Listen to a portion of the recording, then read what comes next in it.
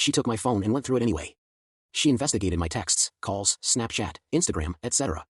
She was cross-referencing my followers and friends with people who liked my Instagram posts.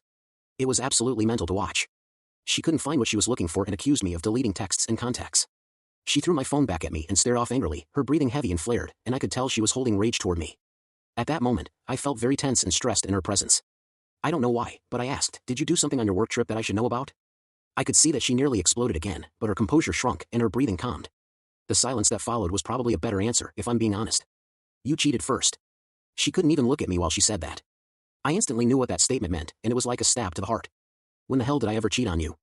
I won't quote the entire conversation verbatim, but long story short, Lauren filled my ex's head with a bunch of lies about how her long work trips would push me to cheat because they would push any man to cheat.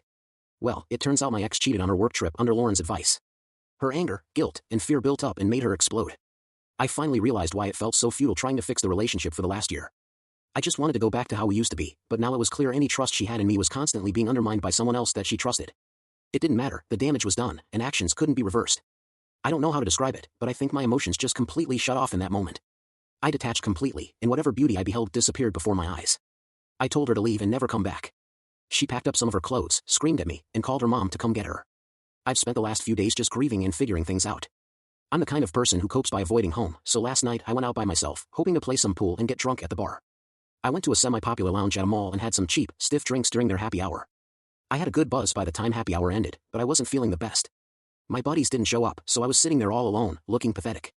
Then a group of people entered in front of where I was sitting.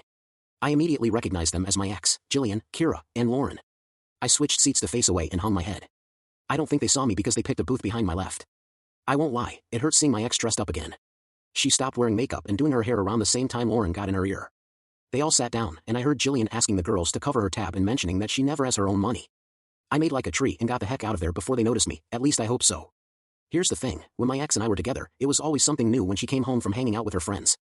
She was either stressed or mad about something, or she had to keep a new secret for somebody from the rest of the friend group, and she told me about it every single time. One incident stands out as the last nail in the coffin for whatever good faith I had for her friends.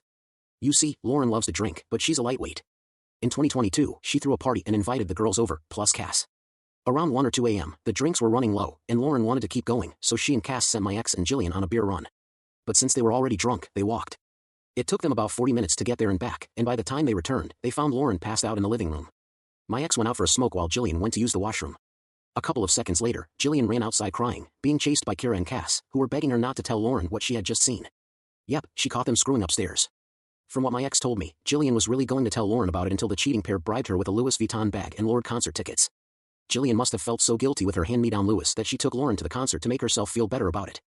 Fast forward to now, I got home and checked my phone. Yep, I'm still in the old group chat. Do you ever wonder how Jillian is always broke yet she got that expensive Louis bag? Yeah, well, my ex told me that Jillian caught Cass screwing Kira upstairs in your house back in July 2022. So Kira gave Jillian her old Louis handbag not to tell, and Cass bought the floor tickets to the Lorde concert that she took you to. Press send. Lauren and Kira saw it immediately, and one began typing. I left the group, blocked them, and went on Do Not Disturb. Not my problem. Update, I'm not unblocking their numbers or Facebook, but you guys pressured me, so I checked their Instagrams. I don't want to check my ex's and didn't check for her on anyone's profiles.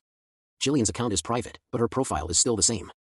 I can't find Kira's account in my block list, so I think she deactivated her account.